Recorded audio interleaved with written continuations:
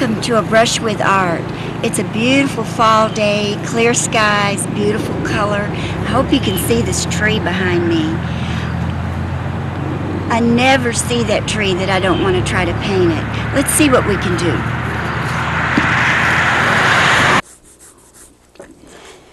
Okay, here's what I've got.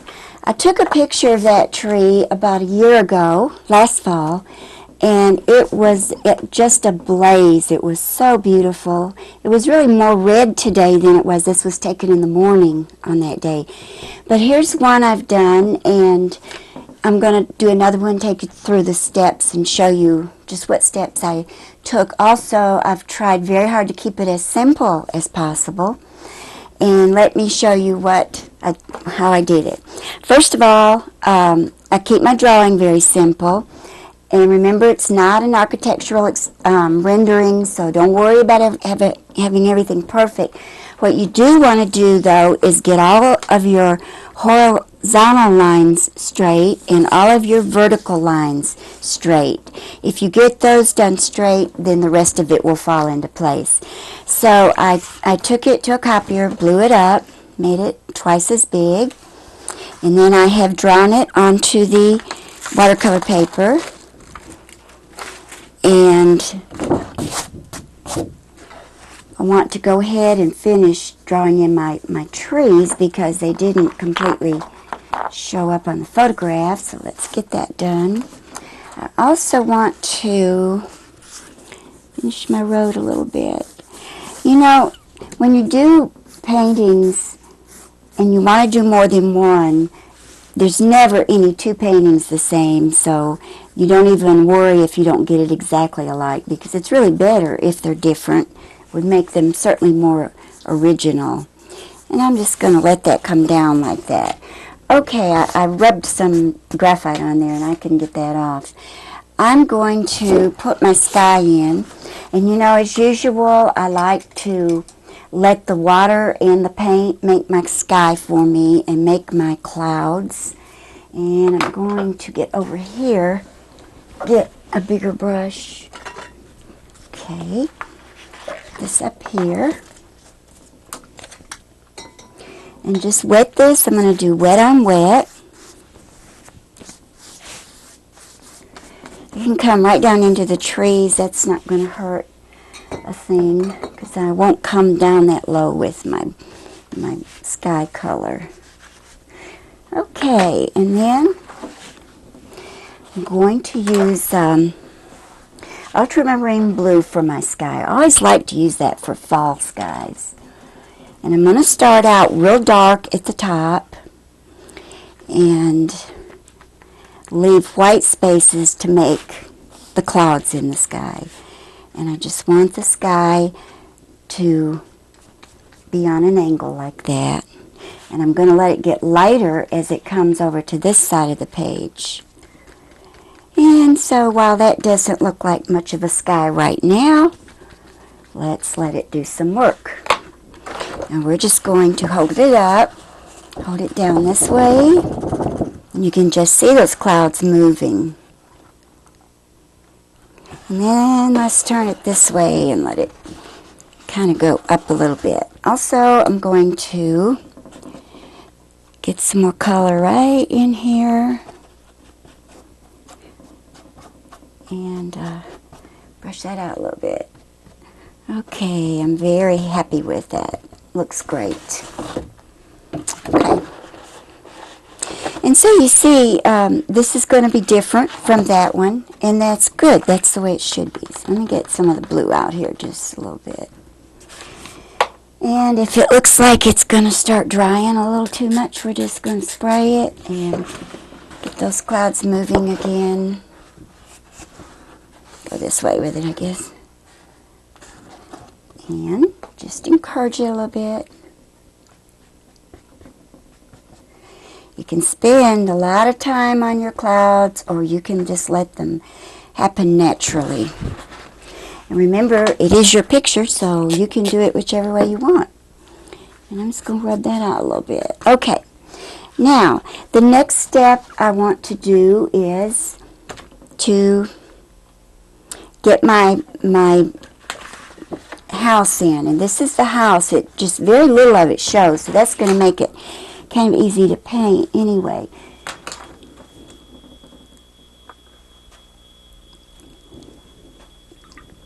And to do a brick house, you don't want to paint every brick. You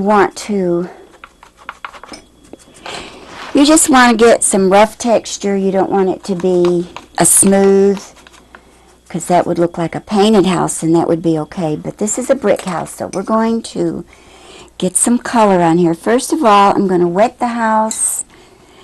I'm going to do a wet on wet, and I'm not going to make it just real wet, because I want to get some dark color in there.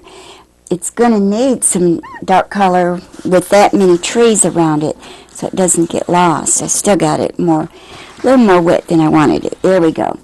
Now I'm going to get some real good dark in here, and you can see the rest of the house is wet, so I can just let that paint run out like that, and then just wet it and let the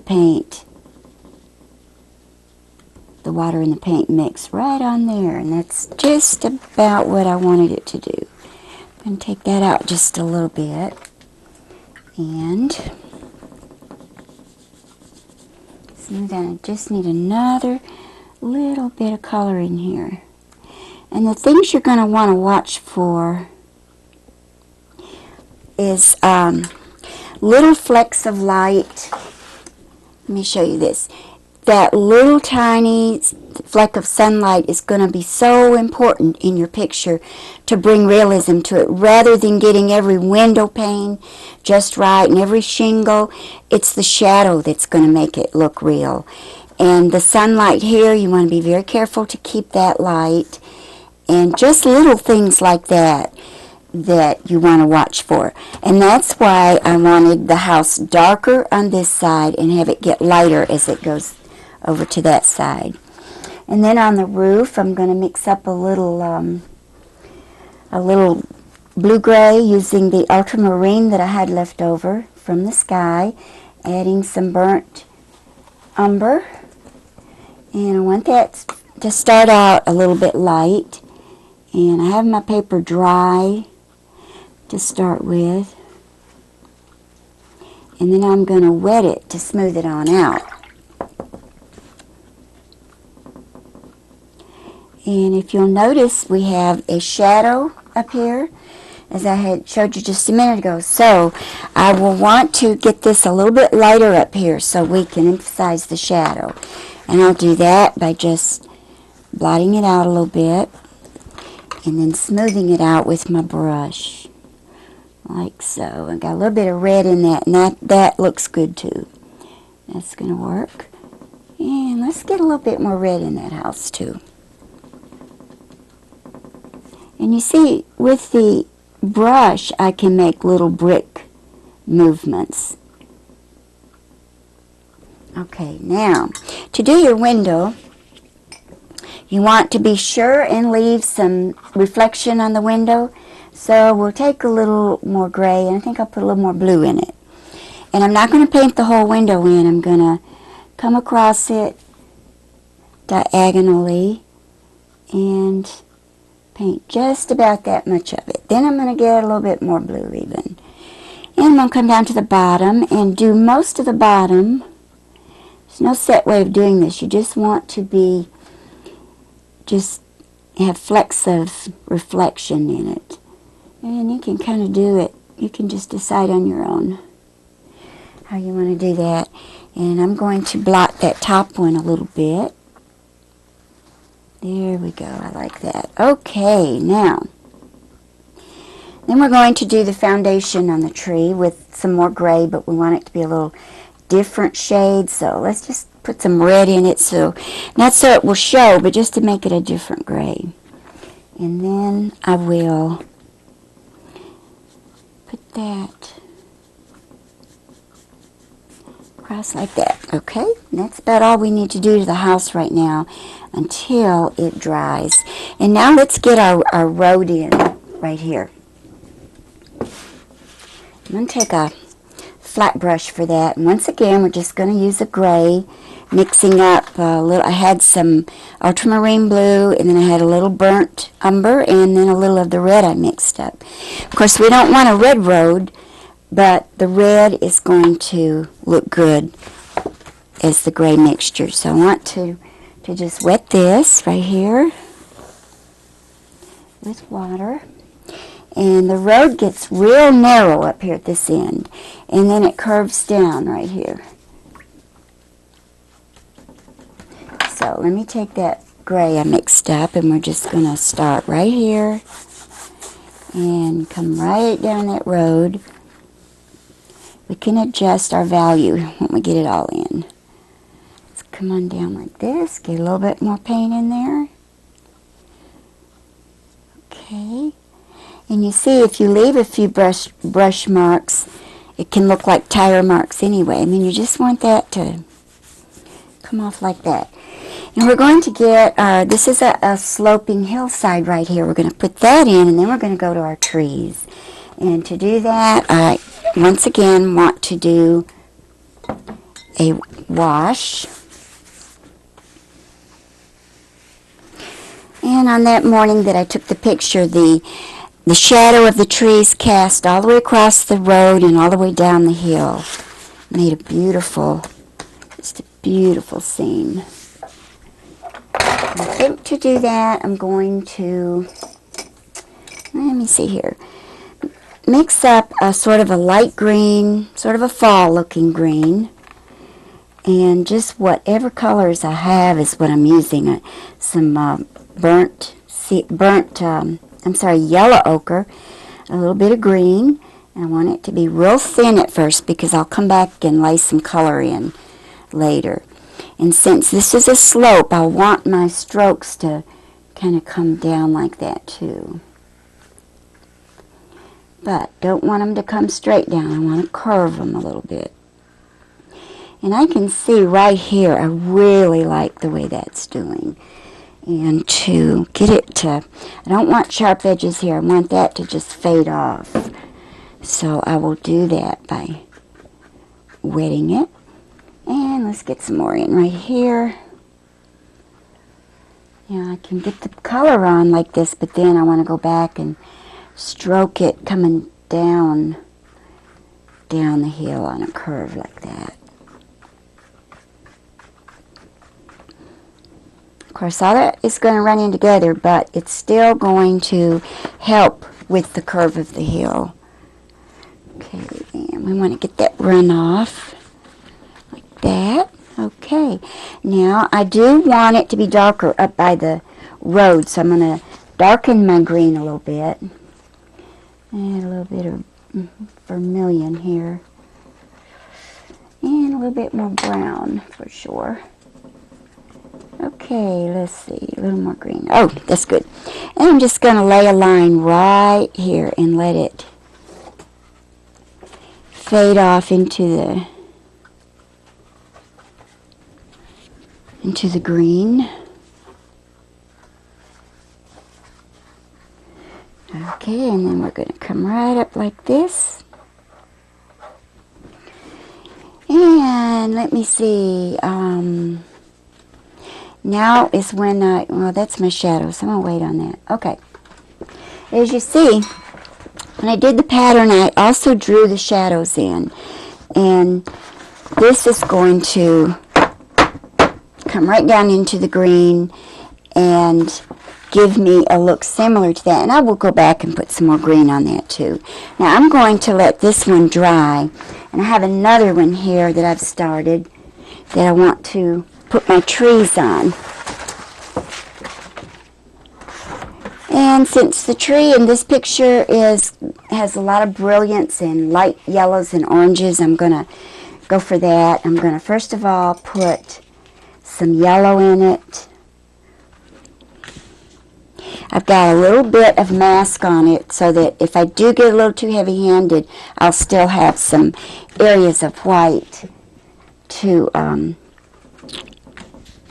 keep it light. And I'm just going to put gold in there like this. This is a medium yellow I'm using, and it's It's wet on dry, but this is going, when I add some colors to it, then it'll be wet on wet. So that's going to work good.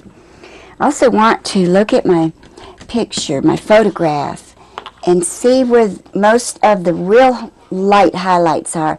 They're right above the roof, they're in back of the house, and they're right in this area, right in here. So that's what I want to keep in mind as I start adding colors to it. First get the yellow down. And I'm splashing a little bit in the sky. That doesn't bother me a bit. This is part of watercolor. Okay, this tree back in here is green, but some of the gold. There we go. Now I want to take a smaller brush and I want to get some, let's see, I'm going to get some orange, put a little red in it, a little burnt sienna. And then with the tip of my brush, I'm going to, right in here, start adding some color. Also, if you notice, I took the darkest, let me just tilt this real quick up here. I sketched in where the darkest areas were so I'd know where I wanted to put my brush. And I just want to do it like this. I don't want to make each individual little leaf. That's not what I want at all. I want the dark areas to kind of be all together. And I hope you're getting a good shot on this. I hope that you can see it good. Put a little red in there, right in there. And all this will blend in together. You get my photograph back. Yeah, this is all red in here. It's going to dry a little lighter too.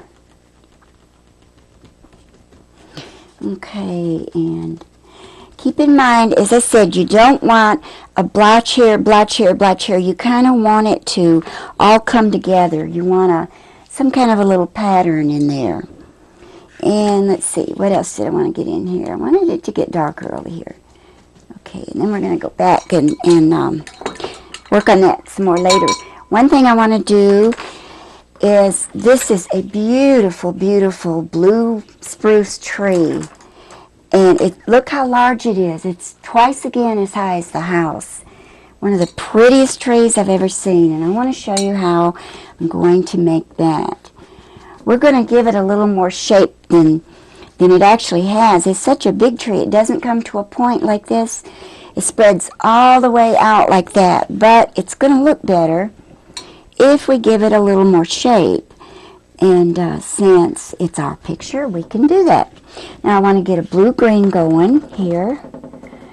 And I will use Viridian with a little burnt sienna in it.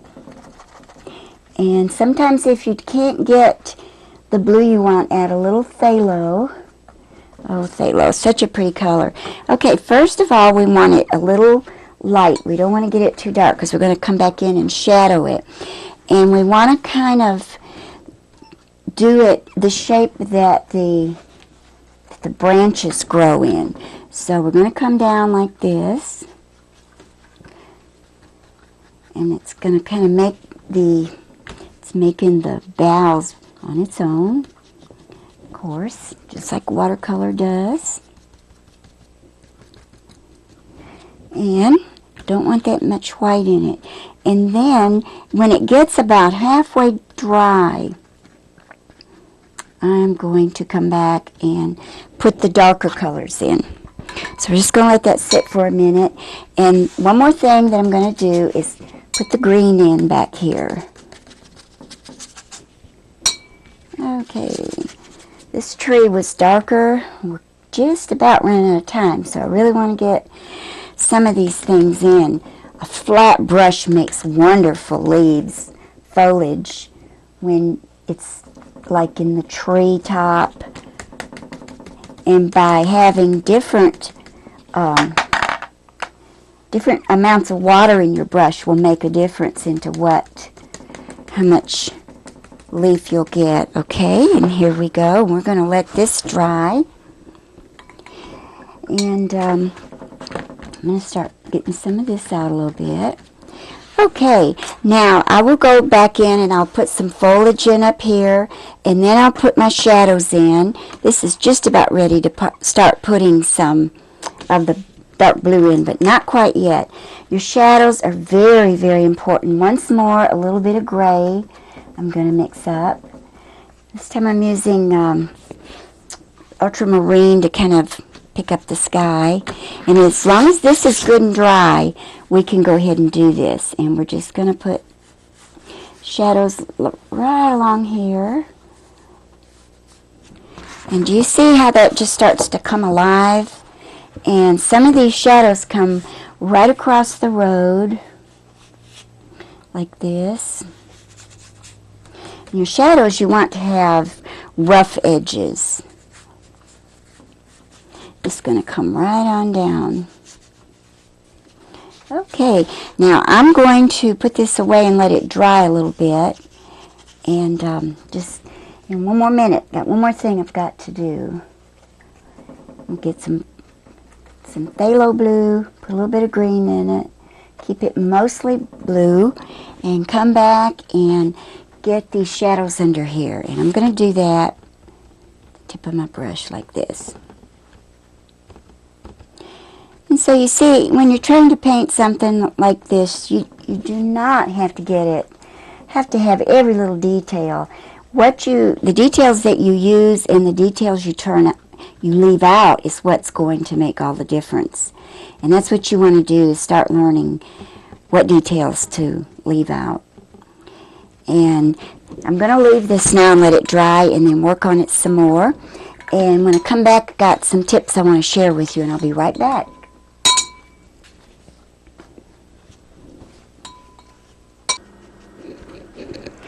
Okay, now before you say, that's too hard, I can't do that, I don't even know where to start, let me give you some tips.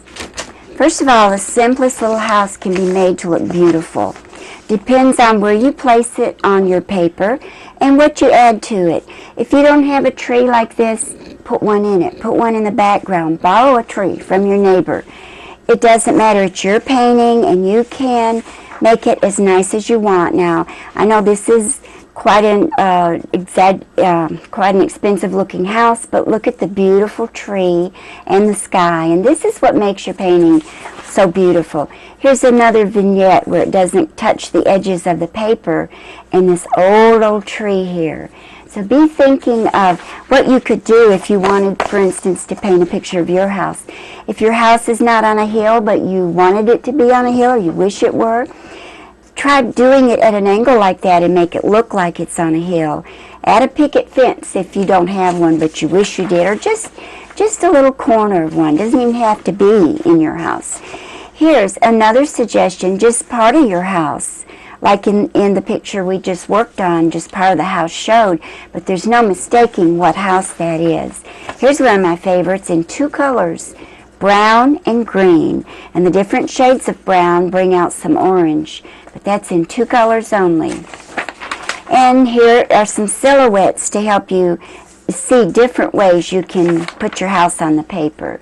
Put your house way back here and have the tree in front. Here's another one, and another one. You see how you can romanticize it in your painting? And if you still think that's too much trouble, too hard, that you can't do it, I want to share this with you.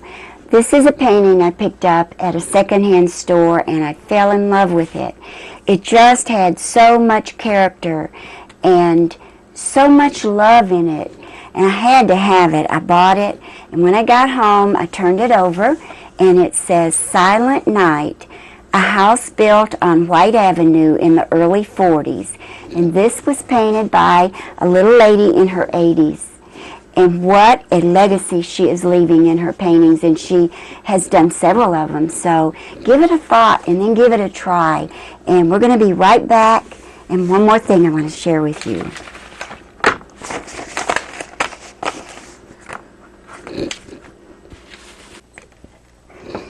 And now as we close, I want to show you a really quick and easy Thanksgiving decoration.